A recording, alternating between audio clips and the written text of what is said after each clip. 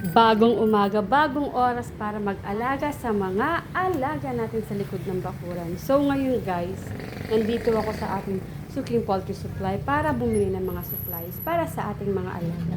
Lalong-lalo na para kay Buttercup na ngayon ay nagre-recover mula sa kanyang breeding. Bibili na rin ako dito ng shampoo, pagkain at syempre vitamins.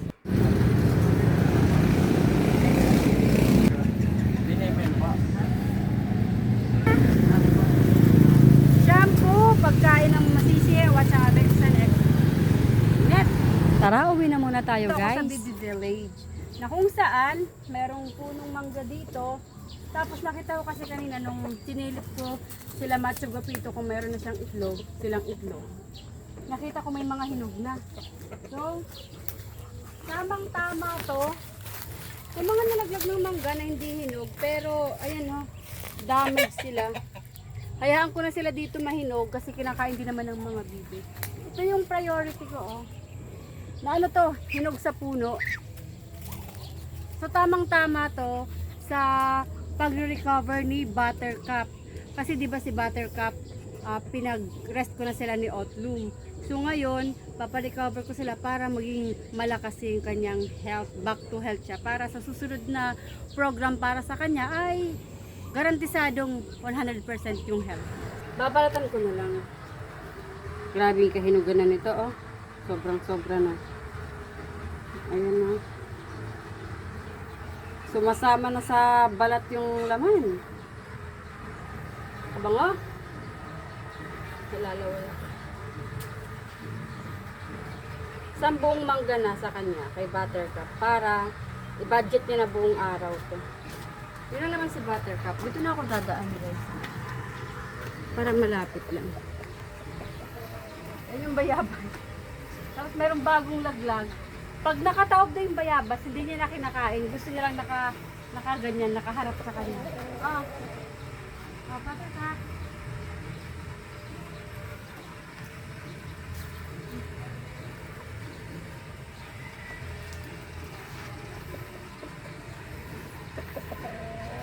So ngayon, ang program niya is papaliguan ko siya para siya maging ma-relax. Tapos naman bibigyan ko siya kung ano yung mga kailangan nila. Lalo na at napansin nyo, walang dahon dyan, walang damo. So kailangan supply ko siya ng greens, malunggay, madre de agua, ipil, para manumbalik yung kanyang lakas. So, hayaan ko na muna siyang kumain kung alin ang pipiliin niya, bayabas, mangga, o di kaya yung kanyang feeds naman. So, hugas muna ako ng kamay. Guys, bago natin paliguan si Buttercup, pinakain ko na muna itong aking hinahardy. Kung mapapansin niyo, yung kanilang pagkain, hindi talaga siya successor. Usually yung pinapakain ko sa aking mga breeders. Kasi, kumbaga, ito, regular food nila. Kasi hinahardening ko naman talaga sila. Hindi ko pa naman talaga sila pinapabreed talaga. So, let's go back to Buttercup. Asikasuhin natin siya. Habang maganda yung sikat ng araw, mainit pa, tamang-tama, papaliguan ko ngayon si Buttercup para ma-refresh yung kanyang katawan. Tsaka syempre, para hindi na rin siya lamigin kasi nga, maganda pa yung araw. So, tamang-tama yung aking scratch doon. Naka-ready. Bago ang lahat, ito ay aking bubuksan na at i-ready ko na dito yung kanyang pagliliguan. Usually guys, ang ginagawa talaga namin para hindi masayang ang shampoo, ginaganito ko. Parang sa kaduluduluhan, di ba? Is makuha namin. Walang sayang. Di ba guys? So, ready ko na to. Yan na lang. Sayang. So, kuha ko na si Buttercup. Guys, tingnan nyo naman si Buttercup. Di ba kung makikita nyo, bago pa mag-start ako ng breeding program sa kanila ni Otloom, ang ganda-ganda niya, ang ganda-ganda ng kulay niya sa mukha, tapos ang ganda ng kanyang kulay ng balahibo. Ngayon, nangalagas, nangalosyang, nangamutla. Pero don't worry guys, kasi balik alindog program tayo ngayon. Umpisahan natin sa pagliligo. Ito na siya. So, ang mangyayari niyan is, papaliguan ko lang siya. Ganyan. Tapos, lubog ko lang siya. Yung saktong lubog lang, yung hindi siya mag-aalala or magwo-worry tapos gusto niya ng gusto niya ng umahon na ganon. So, ngayon is hawakan ko lang siya tapos ilulubog ko siya. O, diba? Ngayon relax lang siya niyan. Grabing kadungisan niya, oh. Ay nako. Sigurado yung kanyang buntot magiging maganda after natin paliguan. Tapos syempre yung kanyang likod, ano na yun, sabay na rin yung masahe dito. Grabe, oh, yung kanyang natanggalan ng balahibo. Tapos yung kanyang pulok, basain na natin kasi pinakailalim niyan is hindi pa nababasa. Basta laging nakalubog. Tapos yung kanyang pakpak. Yun, oh. Guys, final lublub na to. Tapos iaahon ko na siya. Tapos kung mapapansin nyo, bago siya paliguan, maputla siya, di ba? Ngayon bumalik na yung kanyang kulay. Kahit paano bumalik yung kanyang kulay, it's time para ilagay ko siya sa kanyang scratch na may araw. Huwag lang kakalimutan na pagpaliguan nyo, tapos ilagay nyo, ibilad nyo sa bilaran. Huwag nyo kakalimutan ha, kasi baka maging pagbalik nyo, ano na yan, tuyo. Hindi na manok, tuyo na.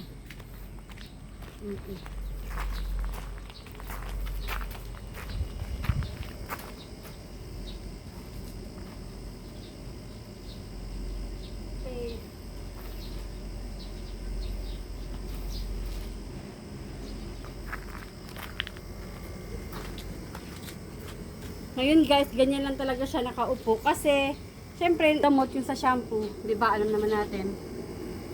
Tsaka yung bigat ng tubig sa kanyang katawan, hindi pa niya talaga carry kaya windang-windang pa yung pakiramdam niya. Pero mamaya magiging okay na yan siya. Makaka-move on na siya sa kanyang paliligo. Guys, gabi na. Kaya nakaligo na sila. Syempre ako din maliligo na. Pero ngayon, it's time. Huwag tingnan yung slippers ko. Ito naman.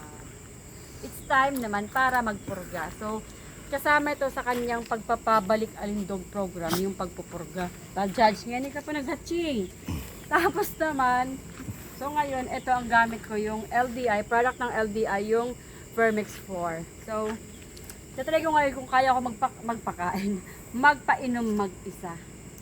Subok lang.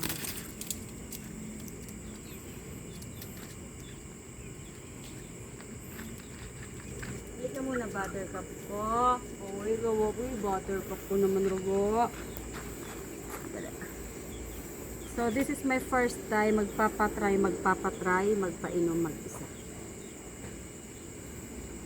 So, ang sabi is hawakan ko sa pulok, ibuka ko yung bibig. Kaya mo pang ibuka yung bibig mo?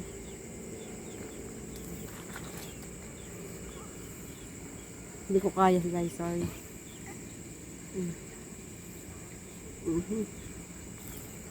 So, officially, hindi ko pa kaya magpainom mag-isa. Nalunok mo na. Tapos himasin mo na lang, no? Nalunok mo na, ha? Wala na dito, ha? Wala na. Okay, sige. Good.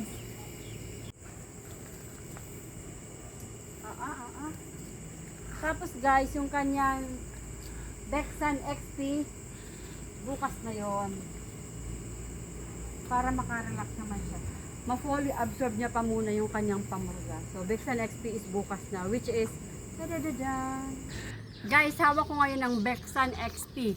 Bakit? Kasi tapos na si Buttercup maligo, magpurga, mag-bacterial flushing. So, okay na siya.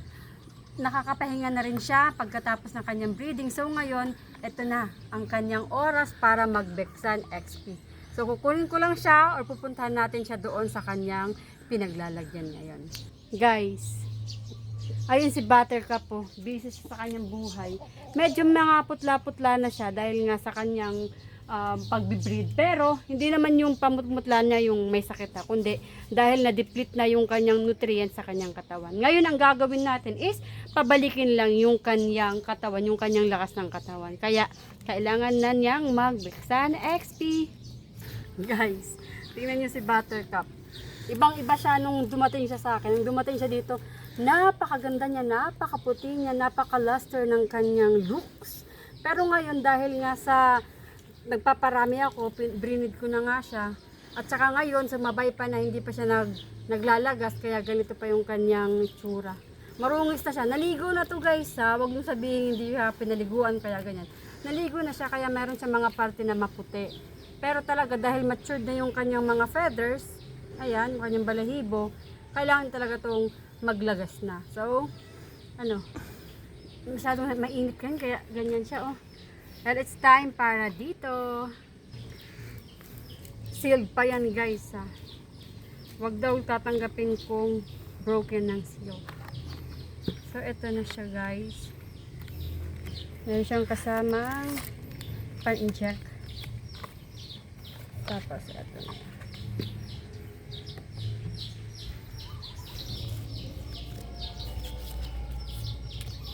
Woo! So, ang kailangan ko guys is 0.05. So, ito yan siya. Parang conditioning yung aking gagawin sa kanya. Balik Alindog program.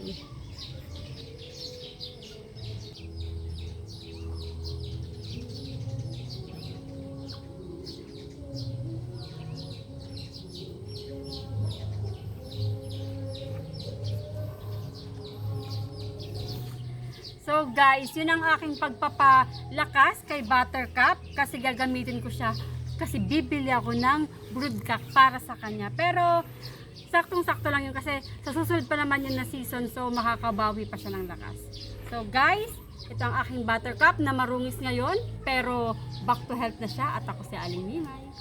Bye-bye! Bye-bye Buttercup!